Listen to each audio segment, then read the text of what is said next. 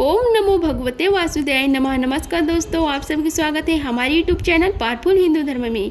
आज हम आप सभी को श्रीमद् भागवत महापुराण में कथा अध्याय 38 और 39 का रसपान कराएंगे।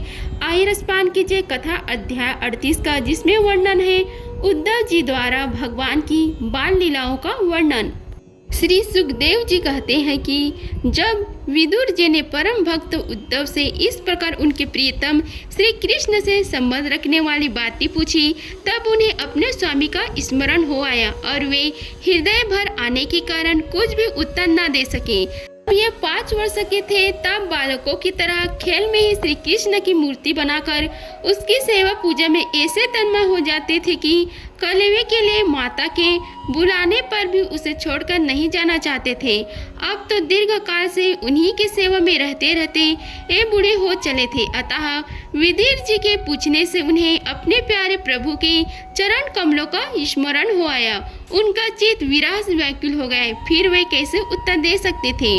जब श्री कृष्ण के चरण अरविंद मकरंद सुधा से सरोवर होकर 2 घड़ी तक कुछ भी नहीं बोल सके।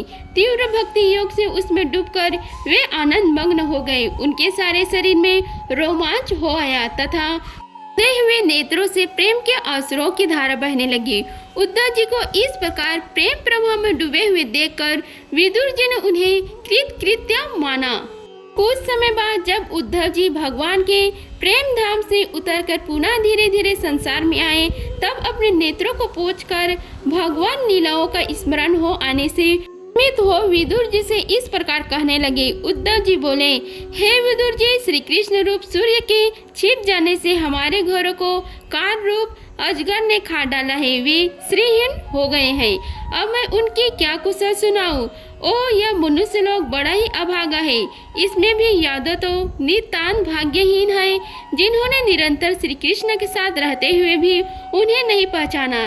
जिस तरह अमृतमय चंद्रमा के समुद्र में रहते समय मछलियां उन्हें नहीं पहचान सकी, यादव लोग मन के भाग को ताड़ने वाले बड़े समझदार और भगवान के साथ एक ही स्थान में रहकर क्रीड़ा करने वाले थे, तो भी उन सब ने समस्त विश्व के आश्रय सर्व आत्मामयी श्री कृष्ण को एक श्रेष्ठ यादव ही समझा। किंतु भगवान की माया से मोहित इन यादों ने इनसे व्यर्थ का वै ठगने वाले शिशुपाल आदि का अवहेलना और निंदा सूचक वाक्यों से भागवत प्राण महाअनुभव की बुद्धि भ्रम में नहीं पड़ती थी। जिन्होंने कभी तप नहीं किया, उन लोगों को भी इतने दिनों तक दर्शन देकर अब उनकी दर्शन लालसा को तृप्त किए बिना ही वे भगवान श्री कृष्ण अपने त्रिभुवन मोहन श्री विग्रह को छिपाकर अंतर ध्यान हो गए हैं और इस प्रकार उन्होंने मानो उसके नेत्रों को ही छीन लिया है। भगवान ने अपनी योग माया का प्रभाव दिखाने के लिए मानव लीलाओं की योग्य जो दिव्य श्री विग्रह प्रकट किया था, वह इतना सुंदर था कि उसे देखकर सारा जगत तो मोहित हो ही जाता था। वे स्वयं ही विस्मत हो जाते थे। सौभाग्य और सुंदरता की पराकाष्ठा थी।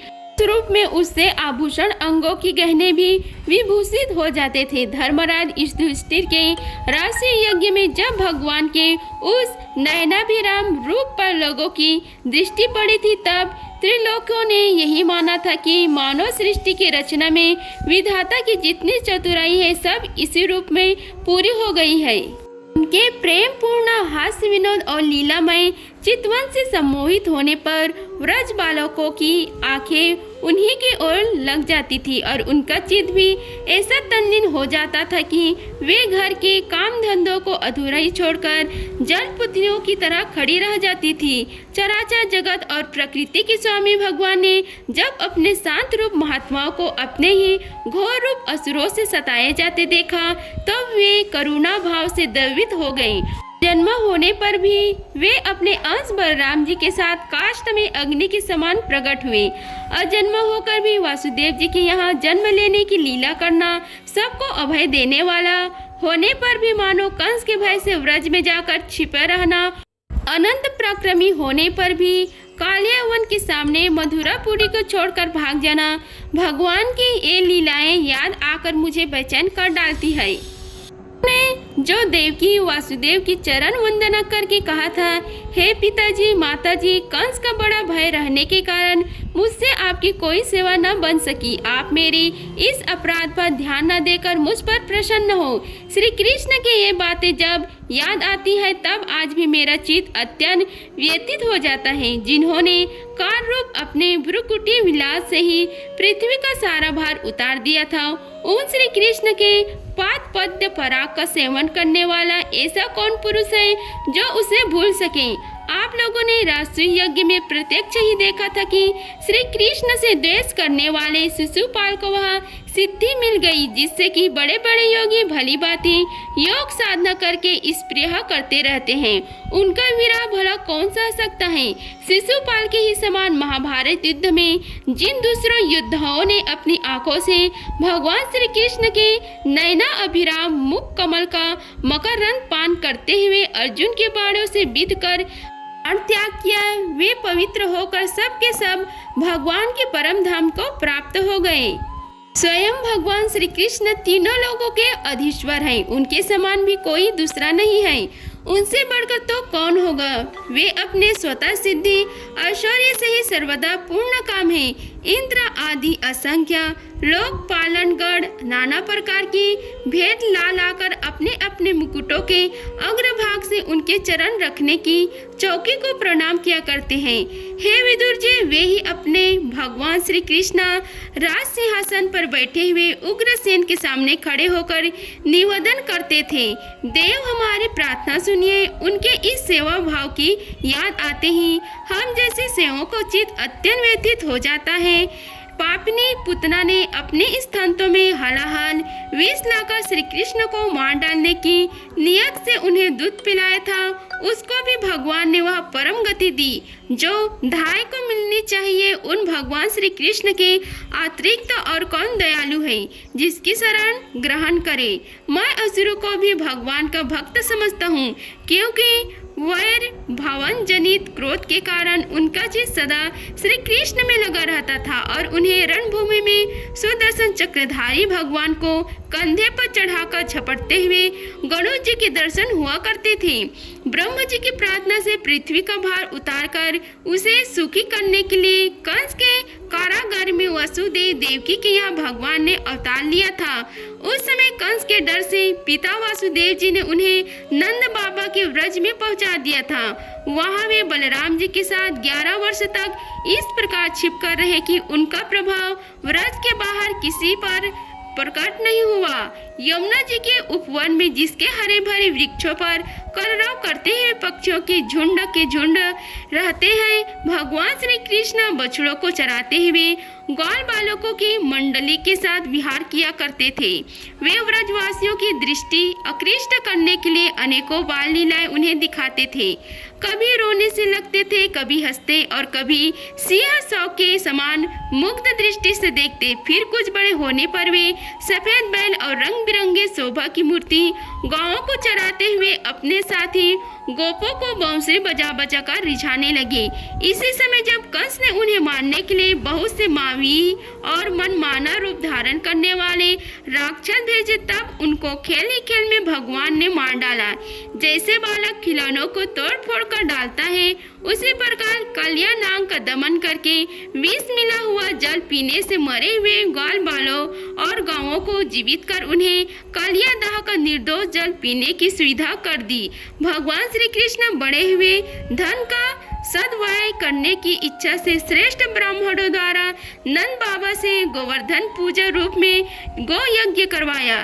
भद्र इससे अपना मन जब इंद्रभंग होने के कारण क्रोधित होकर व्रत के विनाश करने के लिए मूसलाधार जल बरसाना आरंभ किया, तब भगवान ने करुणावश खेल ही खेल में छते के समान गोवर्धन पर्वत को उठा लिया और अत्यंत घबराए हुए व्रजवासियों की तथा उनके पशुओं की रक्षा की।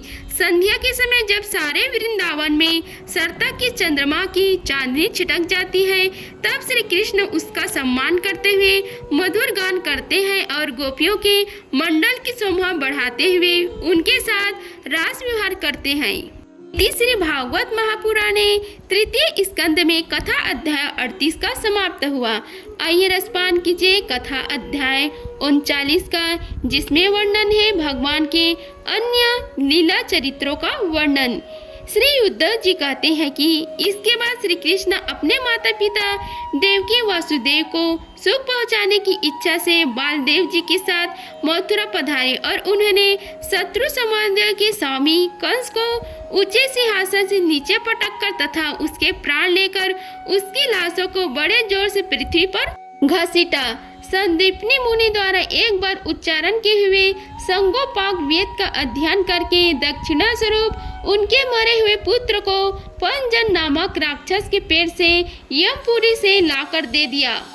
मकनंदनी रुक्मणी के सौंदर्य से अथवा रुक्मी के बुलाने से जो शिशुपाल और उसके सहायक वहां आए हुए थे, उनके सिर पर पैर रखकर गंधर्व विधि के द्वारा विवाह करने के लिए अपनी नित्य संगनी रुक्मणी को वे वैसे ही हरण कर लाए जैसे गरुण अमृत कलश को ले आए थे। स्वयंवरों में 7 बिना नथे हुए बालकों को नथ कर नंज जितनी सत्य से विवाह किया। इस प्रकार मान भंग हो जाने पर मूर्ख राजाओं ने शस्त्र उठाकर राजकुमारी को छीनना चाहा। तब भगवान श्री कृष्ण ने स्वयं बिना घायल हुए अपने शास्त्रों से उन्हें मार डाला। भगवान विषि पुरुषों से लीला करते हुए अपने प्राण प्रिय सत्यभामा को प्रसन्न करने की इच्छा से उनके लिए स्वर्ग से कल्प वृक्ष उखाड़ लाए। उस समय इंद्र ने क्रोध से अंधे होकर अपने सैनिकों सहित पर आक्रमण कर दिया, क्योंकि वह निश्चय ही अपनी स्त्रियों का क्रीडामृग बना हुआ है। अपने विशाल दिल डौल से आकाश को भी ढक देने वाले अपने पुत्र भौमासुर को भगवान के हाथ से मारा हुआ देखकर पृथ्वी ने जब उनसे प्रार्थना की, तब उन्होंने भौमासुर के पुत्र दत्त को उसका बचा हुआ राज्य देकर उसके अंतःपुर में प्रवेश किया। वहाँ भौमासुर द्वारा रहकर लाई हुई बहुत सी राजकन्याएं थी। वे दीनबंधु श्री कृष्णचंद्र को देखते ही खड़ी हो गई और सबने महान हर्ष, लज्जा एवं प्रेम पूर्ण चितवन से तत्काल ही भगवान को पति रूप में वरण कर लिया। तब भगवान ने अपनी निशक्ति योग माया से उन लालनाओं के अनुरूप उतने ही रूप धारण कर उन सब का अलग अलग महलों में एक ही मूर्ति में विधिवत प्राणी ग्रहण किया। अपनी लीला का विस्तार करने के लिए उन्होंने उनमें से प्रत्येक के गर्भ में सभी गुणों में अपने ही समान 10-10 पुत्र उत्पन्न किए। जब कलयवन, जरासंध और शल्यविंद ने अपनी सेनाओं से मथुरा और द्वारकापुरी को घेरा था, तब भगवान के निज जनों ने अपनी अलौकिक शक्ति देकर उन्हें स्वयं मरवाया था। संबर, द्विविद, बाणासुर, मूर, बलव तथा दंतवक्त्र आदि अन्य योद्धाओं में से भी किसी को उन्होंने स्वयं मारा था और किसी को दूसरों से मरवाया। इसके बाद उन्होंने अपने भाई धृतराष्ट्र और पांडवों के पुत्रों का पक्ष लेकर आए हुए राजाओं का भी संहार किया, जिनके सेना सहित कुरुक्षेत्र में पहुंचने पर पृथ्वी डगमगाने लगी थी। कर्ण दुस्साहसन और शकुनी की खोटी सलाह से जिसकी आयु और श्री दोनों नष्ट हो चुकी थी तथा भीमसेन की गदा से जिसका जांग टूट चुकी थी, उस दुर्योधन को अपने साथियों सहित पृथ्वी पर पड़ा देखकर भी उन्हें प्रसन्नता न हुई। वे सोचने लगे कि यदि द्रोण, भीष्म, अर्जुन और भीमसेन के द्वारा इस 18 अक्षणी सेना का विपुल संहार हो भी गया तो इससे पृथ्वी का कितना भार हल्का हुआ है। तो मेरे अंश रूप प्रद्युम्न आदि के बल से बढ़े हुए यादवों का दुस्सह दल बना ही हुआ है। जब वे मधुपान से मतावले हो लाल लाल आंखों करके आपस में लड़ने लगेंगे, तब उससे ही इनका नाश होगा। इसके सिवा और कोई उपाय नहीं है। आलस में मेरे संकल्प करने पर स्वयं ही अंतर ध्यान हो जाएंगे। यह सोचकर भगवान ने युधिष्ठिर को अपने पैतृक राजगद्दी पर बैठाया और अपने सभी संगे संबंधियों को सत्पुरुषों का मार्ग दिखाकर आनंदित किया। उत्तरा के उदर में जो अभिमन्यु पुरुवंश का बीज स्थापित किया था, वह भी अश्वत्थामा के ब्रह्मास्त्र से नष्ट सा हो चुका था, किंतु भगवान ने उसे बचा लिया। उन्होंने धर्मराज युधिष्ठिर से 3 अश्वमेध यज्ञ करवाए और वे भी श्री कृष्ण के अनुगामी होकर अपने छोटे भाइयों की सहायता से पृथ्वी की रक्षा करते हुए बड़े आनंद से रहने लगे। विश्व आत्मा श्री भगवान ने भी द्वारकापुरी में रहकर लोक और वेद की मर्यादा का पालन करते हुए सब प्रकार के भोग भोगे, किंतु संख्या योग की स्थापना करने के लिए उनमें कभी आसक्त नहीं हुए। मधुर मुस्कान, स्नेहमयी चितवन, सुधामयी वाणी, निर्मल चरित्र तथा समस्त शोभा और सुंदर के निवास अपने श्री विग्रह से लोक परलोक और विशेषताएं यादवों को आनंदित किया तथा रात्रि में अपने प्रियों के साथ क्षणिक अनुराग युक्त होकर समयोचित विहार किया और इस प्रकार उन्हें भी सुख दिया। इस तरह बहुत वर्षों तक विहार करते करते उन्हें गृहस्थ आश्रम संबंधी भोग सामग्रियों से वैराग्य हो गया। ये भोग सामग्री ईश्वर के अधीन है और जीव भी उन्हीं के अधीन है। जब योगेश्वर भगवान श्री कृष्ण को ही उनसे वैराग्य हो गया, तब भक्तियों योग के द्वारा उनका अनुगमन करने वाला भक्त तो उन पर विश्वास ही कैसे करेगा। एक बार द्वारकापुरी में खेलते हुए यदुवंशी और भोजवंशी बालकों ने खेल खेल में कुछ मनीश्वरों को चिढ़ा दिया। तब यादव कुल का नाश ही भगवान को अभिष्ट है, यह समझकर उन ऋषियों ने बालकों को श्राप दे दिया। कुछ ही महीने बाद भावी वंश, विष्णु, भोज और अंधक वंश यादव बड़े हर्ष से रथों पर चढ़कर प्रभात क्षेत्र को गए। वहां स्नान करके उन्होंने इस तीर्थ के जैसे पितर देवता और ऋषियों को तर्पण किया तथा ब्राह्मणों को श्रेष्ठ गायें दी। उन्होंने सोना, चांदी, सैया, वस्त्र, मृग चर्म, कंबल, पालकी, रथ, हाथी, कन्याएं और ऐसी भूमि जिससे जीविका चल सके तथा नाना प्रकार के सरस अन्न भी भागवत तर्पण करके ब्राह्मणों को दिए। इसके पश्चात गौ और ब्राह्मणों के लिए ही प्राण धारण करने वाले उन वीरों ने पृथ्वी पर सिर टेककर उन्हें प्रणाम किया। इति श्री भागवत महापुराणे तृतीय स्कंद में कथा अध्याय 39 का समाप्त हुआ। अगर आप सभी को हमारी वीडियो अच्छी लगी होगी तो वीडियो को लाइक कीजिए, चैनल को सब्सक्राइब कीजिए और कमेंट बॉक्स में ओम नमो भगवते वासुदेवाय लिखें। धन्यवाद। मिलते हैं अगली वीडियो में, तब तक के लिए जय श्री राधे कृष्णा।